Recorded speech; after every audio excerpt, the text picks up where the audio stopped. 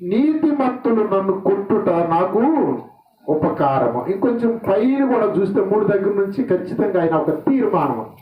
ఏంటయ్యా తీర్మానం అంటే, నా పెదవుల ద్వారానికి నేను కాపు పెట్టుకోవాలనుకుంటున్నాను, కానీ అది ఆ కాపు నిలవట్లేదు ప్రభు, నువ్వు కాపు పెట్టు. Praise the lord. ఇది మీకు అర్థమైతే హల్లెలూయానండి. మన పెదవులకు కాపలా మనమే పెట్టుకోవాలి.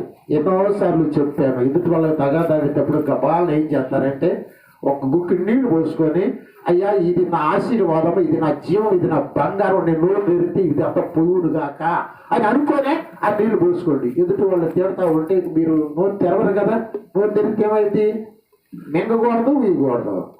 ఆశీర్వాదం నా నోట్లో ఉన్న ప్రభు తిట్లన్నీ భరించిన తర్వాత మింగుతాను, ఆశీర్వాదం నా మీదకి రాని ఇట్లా అనుకొని ఎదుటి వాళ్ళ మీద మాట్లాడే ముందు మీరు ఒక తీర్మానం చేసుకొని ఒక నీళ్ళు పోసుకొని నోట్లో.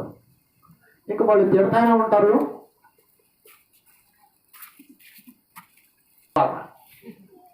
అంతే అయిపోయినట్టే చరిత్ర. కనుక నేను మొట్టమొదటి తీసుకున్న తీర్మానం ఏంటంటే, నా నోటికి నేను కాదు నువ్వు పెట్టు కాపు. నా నోటి మీద కొట్టు నోరు తెరిస్తే. ఓ హల్లెలూయా.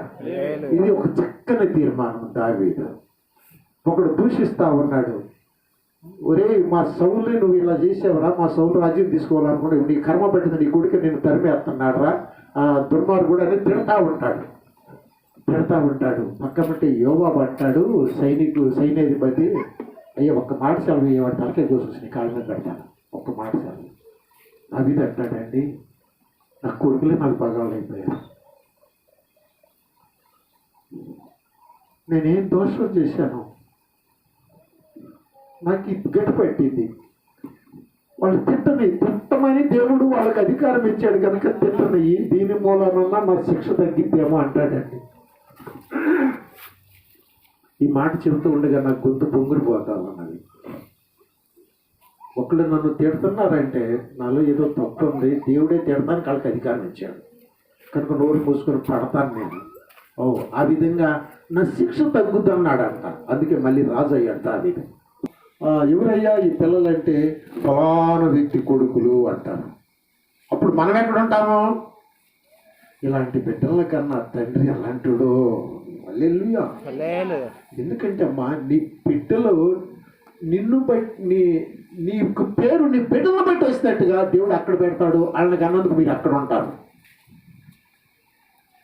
నీ బిడ్డలు పనికి మాలిన వాళ్ళు అయిపోయి, పాపం చేసేవాళ్ళు అయిపోయి, రవిడీలు అయిపోయి, తాగుబోతులు అయిపోయి, ఎవడురా నిన్ను కన్నవోడు అంటే ఆడాచి దౌర్భాగ్యుడు అని వాళ్ళ ద్వారా మనం తిట్టకుండా ఉండాలి అంటే దావీదు లాంటి మనస్సు, దావీదు లాంటి తీర్మానాలు నీ జీవితంలో చేసుకోవాలి. మొట్టమొదటి తీర్మానం, నా నోటికి ఏం పెట్టమంటున్నాడు? కాపు పెట్టయ్యా అంటున్నాడు. నోటికి కాపు పరిశుద్ధాత్మ దేవుడే ఉంటాడు. నోరు తెరవపోయేటప్పుడు ఆయన మాట్లాడతాడు, బాపు ఇంకా అంటాడు. అంతే, ఇక్కడ దాకా వచ్చినటువంటి ఆ మాట ఆగిపోవాలంతే. నువ్వు మాట్లాడటం వల్ల నీకు తెలియకుండానే నీ జీవితంలో ఆత్మీయంగా ఎన్నో ఆశీర్వాదాలు దారి వస్తున్నావు ఆ మాటకు. నువ్వు నీకు తెలుసా? నీకు తెలియదు ఆ విషయం. నువ్వు అనవసరంగా పలికిన ఒక మాటకి నువ్వు చాలా కోల్పోతా ఉన్నావు. ఎన్నో సంవత్సరాలు కష్టపడి సంపాదించుకున్న వాగ్దానాల దీవెనలు, బిడ్డల బ్రతుకులు, అనుభవించవలసినటువంటి భవిష్యత్తులను పనికి మాలిన ఒక వ్యర్థమైన మాట పలికి నువ్వు వాటిని కోల్పోతున్నావని దైవ సేవకుడుగా గట్టిగా హెచ్చరిస్తున్నాను నేను. హల్లెలూయా. మనుషులు పలికే వ్యర్థమైన ప్రతి మాట విమర్శ దినమున తీర్పులోనికి వెళ్ళేటట్టుగా నీ యొక్క దీవెనలు పోయి తీర్పులోనికి నడుస్తూ ఉంటాడు మనుష్యుడు. దైవ బిడ్డ దెయ్యపు బిడ్డగా మార్చబడటానికి నీ నోరే కారణము, నీ నాలుకే కారణము. నీ నోరు చెడితే నీ బ్రతుకంతా చెడినట్టే. కనుక నా నోటికి కాపు పెట్టు అని ఒక తీర్మానం తీసుకున్నాడు. తర్వాత అంటాడు, నా పెదవుల ద్వారమునకు కాపు పెట్టు అంటాడు. ఏమంటాడు? ఈ పెదవుల ద్వారం అంట. ఓ హల్లెలూయా. నా పెదవుల ద్వారానికి కాపు పెట్టు. ఎందుకంటే పరిశుద్ధాత్మ దేవుడు ఒక మాటను గుర్తు చేస్తున్నాడు నాకు. 1 పేతురు పత్రికలో 1 పేతురు పత్రిక 3వ అధ్యాయం అనుకుంటాను, ఒక్కసారి చూడండి. ఈ మాటను దేవుని ఆత్మ ప్రేరేపిస్తా ఉన్నారు నన్ను. 3వ అధ్యాయము 3వ అధ్యాయమా 10వ వచనము. జీవమును ప్రేమించి మంచి దినములు చూడగోరువాడు చెడ్డదానిని పలకకుండా తన నాలుకను, కపటపు మాటలు చెప్పకుండా తన పెదవులను కాసుకోవలెను అని ఉంటుందండి. అక్కడ పరిశుద్ధాత్మ దేవుడు పేతురు ద్వారా మాట రాపించాడు. నీ జీవితంలో మంచి దినాలు, నీ భవిష్యత్తులో చూడాలి అంటే, నీ పిల్లల భవిష్యత్తులో చూడాలి అంటే, నీ ఆత్మీయ జీవితం దేవునికి దగ్గరగా వెళ్ళి దేవునికి స్నేహంగా సన్నిహితంగా ఉండాలి అంటే, నీవు మంచి దినాలు చూడాలంటే చెడ్డదానిని పలకకుండా నీ నాలుకను, కపటపు మాటలు చెప్పకుండా నీ పెదవులు కాసుకోవాలి. ఆమేనండి. ఈ మాటలు చాలా బాగా మీరు గుర్తుపెట్టుకోవాలి. ఎందుకంటే ఇవే మీకు ఆశీర్వాదానికి మూలం, ఇవే మీ బిడ్డల దీవెనలకు మూలం ఈ మాటలు.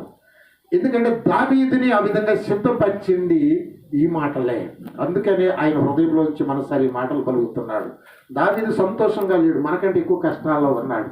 తన పిల్లనిచ్చిన మామ తరుగుతూ ఉన్నాడు, అటు ఫిలిస్తీన్లు తరుగుతూ ఉన్నారు, ఇటు కొడుకులు తరుగుతూ ఉన్నారు. నిజంగా మంచివాడికి బ్రతికే దినాలు కాదు ఇవి కూడా. ఈ రోజుల్లో కూడా మంచిగా బ్రతకాలంటే నువ్వు తరమబడాల్సిందే, ఖచ్చితంగా తరమబడతావు. ఎదురు తిరిగితే మళ్ళీ పారిపోతాడు. కానీ ఎదురు తిరగలే మంచిగా బ్రతికినప్పుడు నువ్వు నీ నోటిని కాపుల పెట్టుకోవాలి, నీ నాలుకను జాగ్రత్తగా ఉంచుకోవాలి, నీ బలాన్ని, నీ విద్యలను దాచుకోవాలి. నువ్వు ఎందుకు పనికిరాని ఒక వ్యక్తిలాగా నువ్వు ఈ లోకంలో బ్రతికితేనే దేవుడి శక్తిని నువ్వు పొందుకుంటావు. జీవమును ప్రేమిస్తే, మంచి దినములు చూడాలని నీకు ఆశ ఉంటే నీ బ్రతుకులో, నీ పిల్లల బ్రతుకులో, నీ భవిష్యత్తులో, నీ ముసలితనంలో మంచి దినాలు చూడాలని ఆశ ఉంటే నువ్వు చేయవలసినటువంటి శ్రేష్టమైన పని ఏంటంటే నాలుకను చెడ్డ మాటలు పలకకుండా జాగ్రత్తగా చూసుకో. ఇది నాలుక చుక్కాని లాంటిది, నాలుక నిప్పు కణము లాంటిది. ఎంత చిన్న నిప్పు ఎంత విస్తారమైన అడవిని తగలబెట్టునో, నీ నాలుక పలికిన ఒక్క చిన్న మాట ఎన్ని సంసారమును కూల్చునో, ఎన్ని ఆశీర్వాదాలు నీ దగ్గర నుంచి తీసివేయినా, ఎన్ని ఆత్మలను నశింపచేయును. నీ నాలుకలో నుంచి ఒక్క మాట నీ నాలుక అగ్నియే. ఎంత చిన్న నిప్పు ఎంత పెద్ద అడవిని తగలబెట్టును. నీ నాలుగులో నుంచి వచ్చిన ఒక వ్యర్థమైన మాట ఎన్ని దీవెనలను, ఎన్ని కుటుంబాలను, ఎన్ని ఆశీర్వాదాలను కాల్చి మసి చేస్తుందో. ఒక్క చిన్న మాట, నీ బ్రతుకును నాశనం చేస్తుంది ముందు, నీ బిడ్డల బ్రతుకును నాశనం చేస్తుంది ముందు. నువ్వు మంచి దినాలు చూడాలి అంటే, నువ్వు జీవమును ప్రేమిస్తే నీ నాలుకను చెడ్డ మాటలు పలకుండా కాపాడుకో. నెంబర్ 1. అందుకు ఇదంతా తెలిసినటువంటి ఈ దావీదు నా నోటికి కాపలా పెట్టయ్యా, నా పెదవుల ద్వారానికి కాపలా పెట్టయ్యా అంటున్నాడు. పెదవులు ఏంటంటే కపటపు మాటలు చెప్తా ఉంటాయి. అంటే పెదవులు ఏం చేస్తూ ఉంటాయి? కపటపు మాటలు అంటే ఉన్నట్టు పలకరు. మనిషి ముందేమో మెరమెప్పుడు పలుకుతారు, మనిషి వెనకాలేమో వాళ్ళని అవమానపరిచి వాళ్ళని హీనపరిచేటువంటి కపటపు మాటలు, నక్క చిత్తుల మాటలు. ముఖం ముందు ఒకటి, ముఖం వెనకాల ఒకటి. ఇటు మాట్లాడతారు అంటారు, ఇటు నాలుక ఎగిరిస్తా ఉంటారు. ఇటు మాట్లాడతారు, అయ్యా ఎంత గొప్పడు అంటారు, అది ఇటు తిరగిలుతూ ఉంటారు, ఇటు అంటూ ఉంటారు. కపటం మనుషులు. జాగ్రత్త, కపటపు మాటలు చెప్పకుండా నీ పెదవులను కాసుకోవట్రు. అందుకని దావీదు తీర్మానం ఏంటంటే మొట్టమొదట తన పెదవుల మీద, తన నోటి మీదకి వెళ్ళిపోయింది. దీనికి కాపెట్టయ్య, నేను బాగుపడతా, నా బిడ్డలు బాగుపడతారు, నేను జీవాన్ని చూస్తా, నేను ముసలితనంలో కూడా నేను మంచి దినాలు చూస్తా. ఇది